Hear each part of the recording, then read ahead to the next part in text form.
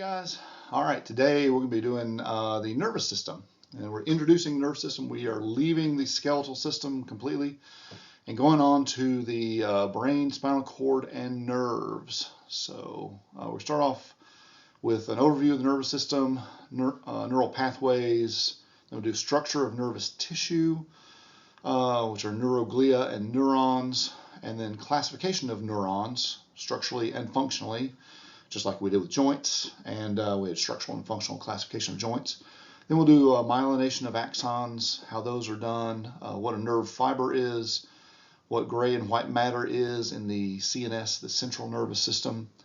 And then we're going to look at chemical synapses between neurons, graded potentials and action potentials. I'm going to go over that, even though you're going to do that in a lecture. And you'll go in pretty great detail in lecture, and you'll be tested on a lecture. I'm going to do a little bit of it here just so you get a feel for what you're going to end up with in lecture. And I got a picture of SpongeBob on here, which is a joke because, well, he's a sponge and he's nervous, but also he's a sponge and sponges don't have a nervous system. So two jokes there at once. So anyway, I know, haha. So I'm going to take my picture away so I can have the full screen here for the other slides. So anyway, all right, next slide. Okay, so we're looking at the nervous system, which is an organ system. And an organ system is a grouping of organs that perform a function. An organ, remember, is a grouping of tissues that perform a function. So we have the nervous system. It has two functions. It senses changes in our internal environment and external environment. It coordinates and integrates the information, and it initiates and rapidly transmits signals, which are called action potentials. They're electrical signals. And then you have communication within the body using electrical signals that maintain the controlled state of homeostasis, coordinates body organs and functions, and interacts with the environment. The endocrine system also communicates to maintain homeostasis, but there's chemical signals, hormones, that it uses. It's a slower system. The nervous system is the fast system. The endocrine system is a slower system. The endocrine system also stays around longer. The nervous system has fast signals, but they're short duration. So once you receive a stimulus, then the stimulus is over fairly quickly. With hormones can maintain a stimulus for a long, long time. The endocrine system is also innervated by the nervous system, means that there's nerves going to it that signal it to turn on or off. Then you have nervous tissue. So we have nervous tissue, which is composed of nerves, brain, and spinal cord. They're cells that enable the nervous system to generate electrical signals and transmit the electrical signals, which are called nerve impulses, or action potentials. Those words are used pretty much interchangeably.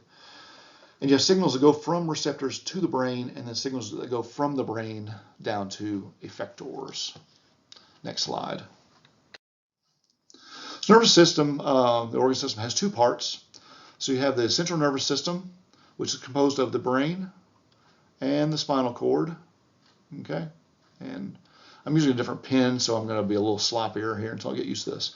So we have the central nervous system, the CNS. It's the control center.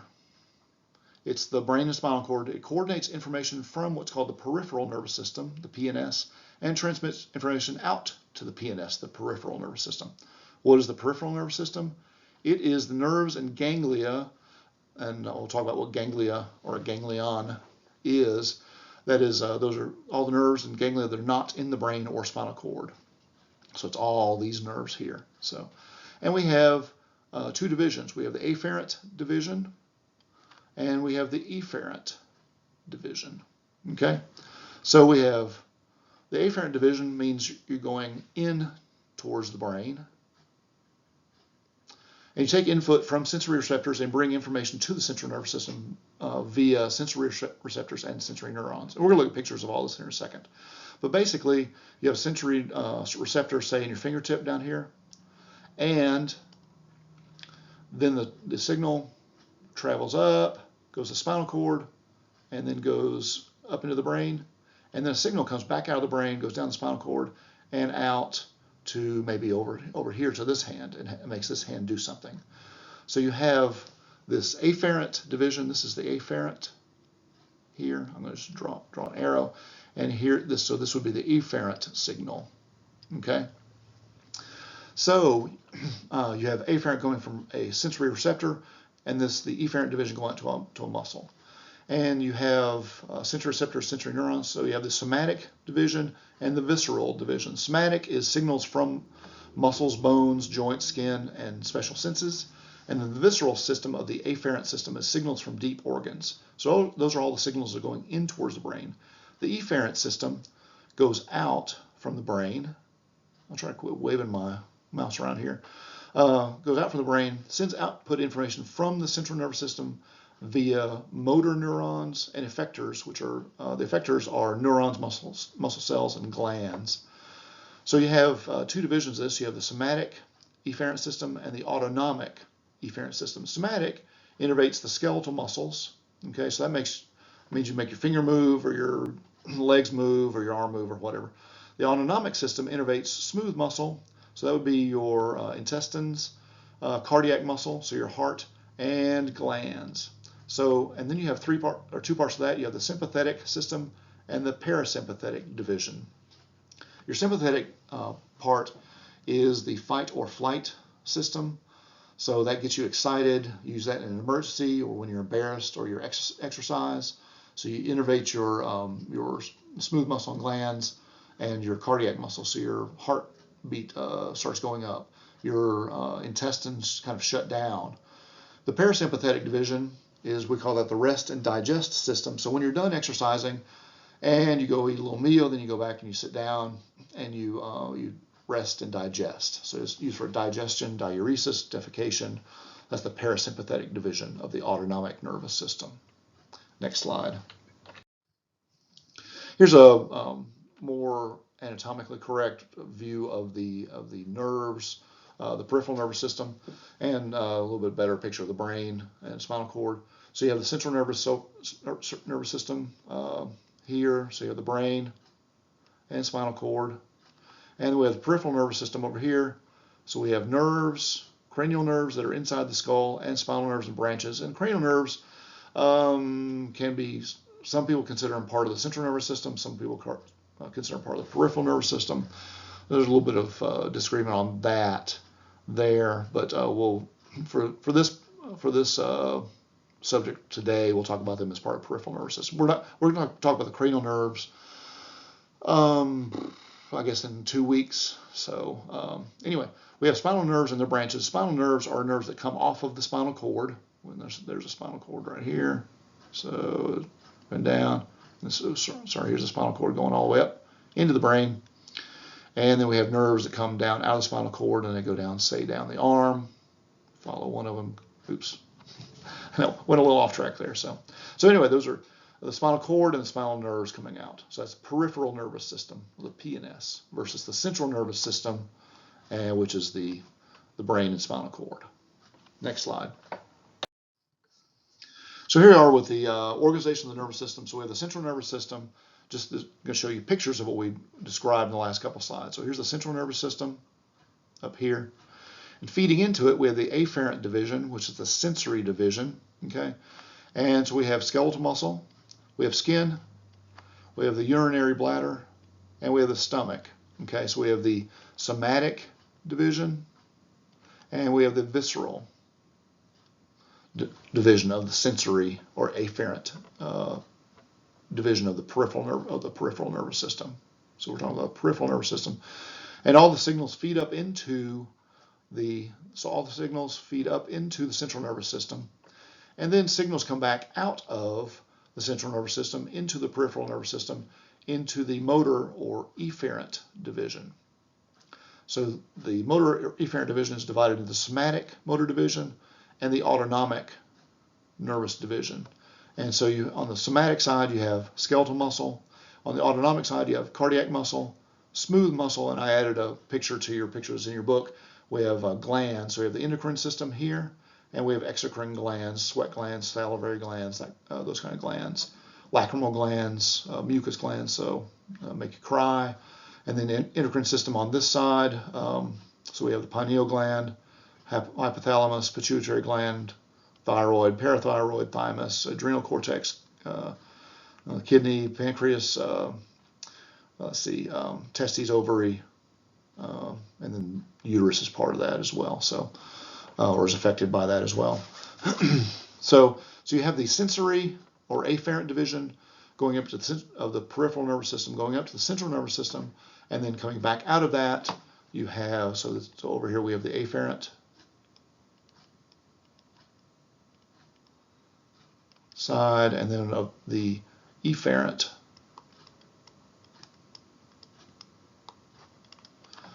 portion of the peripheral nervous system. Next slide. So we have then the way the nervous system works. There's something called a neural pathway, which is really fancy way of saying I see something I want to do, and then I make my muscles do that. So, or I feel something, or I hear something. There's some sort of sensory input. It could be special senses, which are the eyes, ears, taste, or it could be touch, or it could be heat that you feel. It could be vibration you feel. There's all kinds of things of sensory input that you get. In this case, so we have sensory input. So in this case, we have the lady sees the soccer ball coming towards her. She sees that with her eyes, and so then she prepares her body to kick or to trap the ball, and then kick the ball away from herself. Maybe she's trying to score a goal here. Not sure what she's doing. But so you have sensory input coming from the eye, going up into the brain. The brain decides what to do, and it integrates this information and then sends out signals.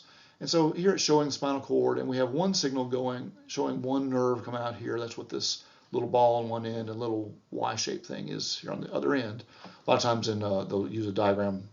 It'll be that, and then this, and a little Y shape at the end. So sorry, the pen is kind of funky. If I push it down, it doesn't like me just leaving it in a circle. So that's kind of a nerve there. So anyway, so there we go. Draw a little circle on one end. There we go. A little ball on one end, and then we got the Y on the other end. So this actually represents the cell body,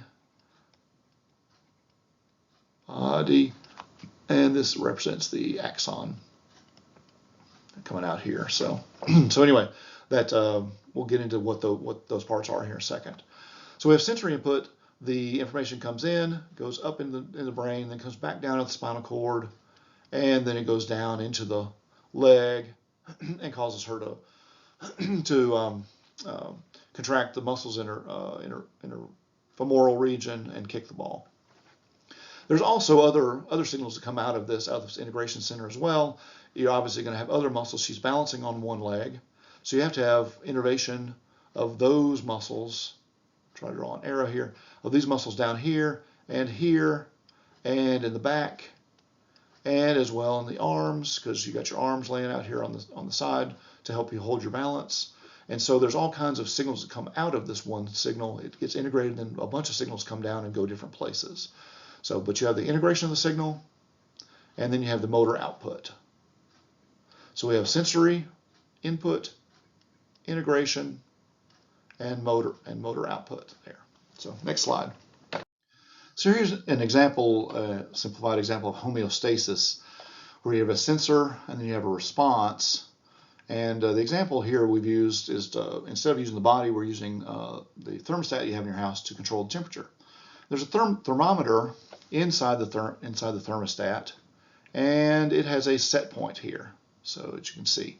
And that set point, if the temperature goes up above that, then the thermometer triggers the thermostat here to shut off, and so a signal is sent to the heater, and it turns the heater off. So heater goes off, and then the temperature starts dropping.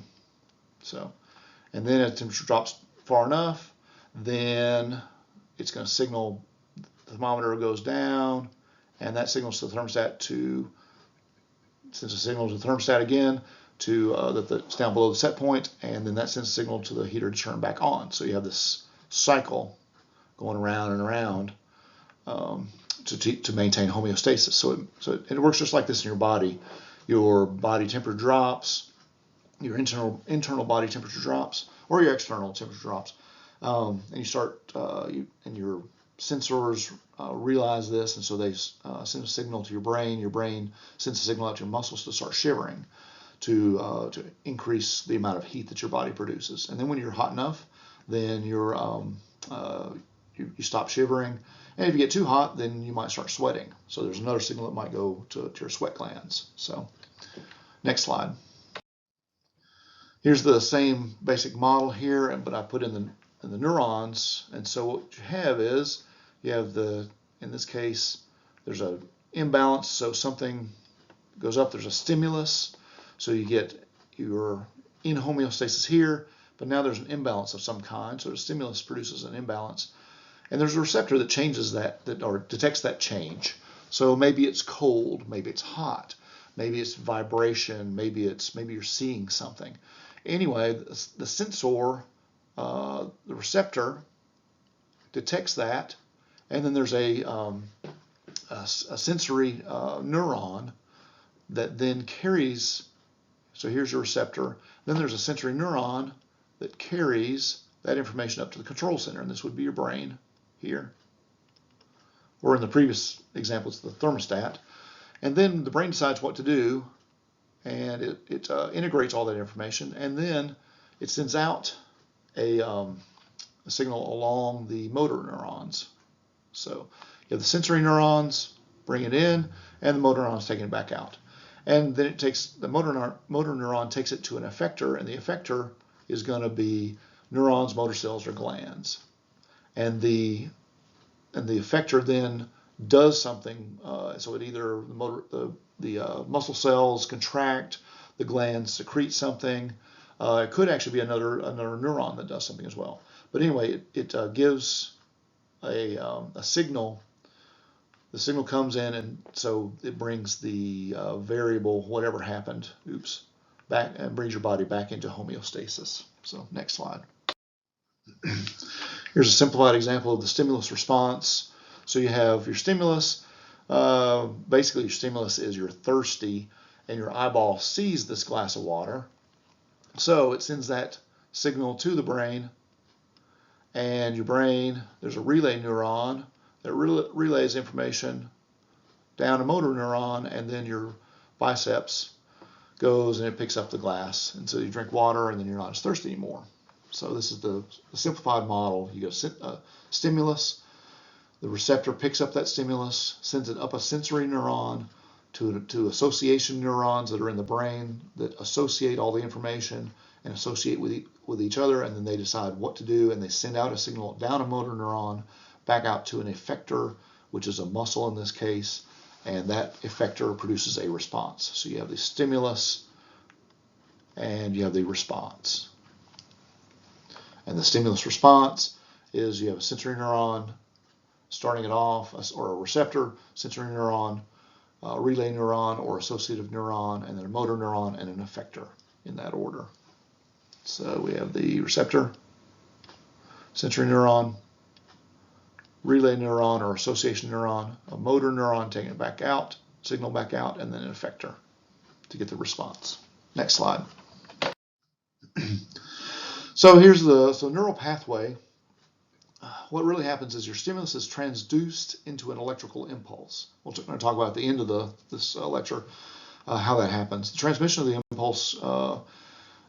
impulse is transmitted to an area of the brain called the thalamus, and we're going to talk about that next time. So this is an afferent message, it's a sensory message coming into the brain. The impulse is relayed to the cerebral cortex, which is the outside part of the brain. The message is interpreted in what's called an association area of the cerebral cortex. Then after it's decided what to do with the information, an electrical impulse is transmitted from the association area to what's called the precentral gyrus. Then you have which is an area of the brain, and you're going to know all this stuff by the end of this next couple classes. And then when you transmit electrical impulse from the precentral gyrus to the muscles, then you get a motor response, which is typically a contraction of the muscle, but you also do get relaxation of opposing muscles. And the time it takes to complete all of these steps is called the reaction time. So, and then I put a little picture down here of cats. Apparently cats are really afraid of cucumbers. I'm not exactly sure why, but you put one down next to a cat, apparently they see it and they react really fast. So that's their reaction time, and it's pretty darn fast. We're also going to do a little experiment too. There's an experiment that you can do, and I'm going to post links to them where you can measure your reaction time looking at a little a screen that changes from green to red, and you press press your mouse key and release the mouse. It actually measures when you release the mouse key. Is actually the key to the to the whole thing, and that'll measure your reaction time. And you can do it multiple times and get that. And that's actually part of the lab assignment. So anyway, next slide. So here's another diagram. It's out of the old textbook where you're holding the pen, and so there's some sensory receptor in your fingers here, and you have a sensory neuron taking this up, and this is the spinal cord here. It's a transverse section of the spinal cord, and then the sensory neuron continues to take the signal up to an interneuron or association neuron up in the brain. Here's your thalamus, is this part right here, right there. And then there's association neurons carry it up to the cerebral cortex. And then interneurons and the association neurons talk back and forth. Then they signal a signal back out the motor neuron, and there's upper motor neurons up in the brain and down into the spinal cord, and then the signal gets transmitted down to the lower motor neuron, and it goes back out to the hand down here. So you have a junction of the neuron and the muscle. It's called a neuromuscular junction. And so then it causes these skeletal muscles to move. So you decide, you can feel the pen, you can feel where the paper is, and then your brain interprets all this and sends a signal down to your fingers to move the pen over the paper so you can write. And this would be a neural pathway. Where's my? There we go. This would be a neural pathway. Next slide. So on this slide, talking about the stimulus response or neural pathway, the signal doesn't have to go all the way to the brain. You can have a reflex that goes just to the spinal cord, and we're going to actually do, well, actually we're not going to, let's say we're going to do some experiments on those where we whack each other with hammers, and we'll have to figure out a different way of doing that. I didn't think about that until just now. But anyway, we have a receptor or sensor and then effector control model, and the reflex action that goes to the spinal cord. So you have a receptor, and so you have the signal goes to the spinal cord, and then there's an interneuron here, and then it doesn't go, the signal doesn't go to the brain, it just reacts, and it sends it right back out to an effector. So you have the integration sensor, so you have sensory receptor, sensory neuron, integration center, motor neuron, and effector. So you have a stimulus that turns into a response. And one of the reflexes that probably everybody knows about is the patellar tendon reflex. So if you're sitting down and your legs hanging down, and somebody whacks you with a reflex hammer on the patellar tendon just below the patella, then your lower leg jerks forward. And we're going to talk about what happens in that reflex action as we get into this. But that's a reflex. The signal doesn't go all the way to the brain, it only goes to the spinal cord and comes right back out. So it's a very fast reaction, and you don't control it. It just happens. Next slide. And so we talk about receptors, but what are receptors? So we're going to look at a few of these. These are not on the test, but I just want you to know what a receptor is. So these are from the integumentary. This is from the integumentary system, and which is the skin. So this is the skin, and so this is a cross section of skin. There's hairs sticking out here that you can see there. And then we have a root of a hair. And we have, there's a corpuscle of touch, also called the Meisters Corpuscle. And it's this little guy right here. And the yellow is part of the nerve, it's part of the ending that goes down to the nerve fiber. Then we also have a Pacinian Corpuscle. So Meisters Corpuscle, you can detect light touch. So someone comes and lightly touches you, you'll notice it. Pacinian Corpuscle, you detect vibrations, and that's this little guy down here. So next slide. So here's different examples. So for light touch, here's a Merkel's disc. Low frequency vibrations and light touch, you have Meisters Corpuscle. Ruffini endings, you can feel your skin stretch. Pacinian corpuscles, or deep pressure or high frequency vibration. And something called a Krauss end bulb. It's cold. So, and here's this is showing the nerve going along here. So here's your nerve going along here. And so all these guys connect into a nerve and can send a signal up into the brain, saying that you feel vibration, you feel a touch, you feel your skin stretch, you feel vibration, you feel cold, all those things. So these are called mechanoreceptors in the skin. So next slide. Here's an actual picture of a Meisters corpuscle here, right underneath the layer of the skin. And we'll talk about skin when we get to the integumentary system, so you'll actually know what all these layers are all the way down through here. So Meisters corpuscle is in what's called the papillary layer. So that's in this is a papilla sticking up here. So that's a papillary layer. We'll get to that in a few weeks. Next slide. Here's Pacinian corpuscles. They look like onions that have been chopped in half. Next slide. The tactile mechanoreceptors, Merkel discs containing Merkel cells. So they respond to light touch. You also have Merkel Ranvier cells, or tactile epithelial cells. They are unencapsulated nerve endings. There's Meisters corpuscles, respond to low frequency vibrations, fine touch, located in the glabrous skin or on fingertips and eyelids. Ruffini endings, they respond to skin stretch, deformation within joints, respond to warmth. And Pacinian corpuscles, you have they rapidly adapt to transient deep pressure and high frequency vibration. Then you have Krauss end bulbs, which detect cold. Next slide. Well, you don't have to know these for the test. I just want you to know that these things exist, and there's actually real receptors that are actually in the skin and in your body that actually detect things. It's not, this isn't just magic that happens. Anyway, next slide.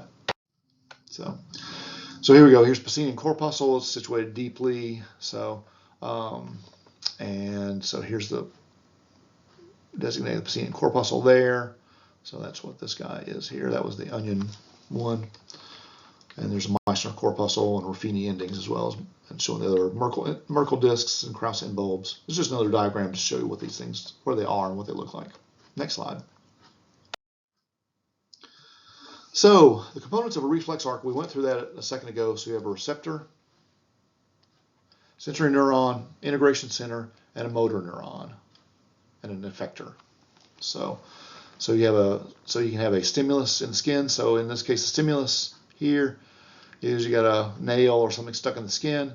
That sends a signal up to your spinal cord, and in this case, it's just a reflex. So it sends a signal right back out to a skeletal muscle, which so you have this pin stuck in your finger, so it's that you put your hand down on a tack or a nail, so it causes your arm to pull your hand back really fast without you even thinking about it.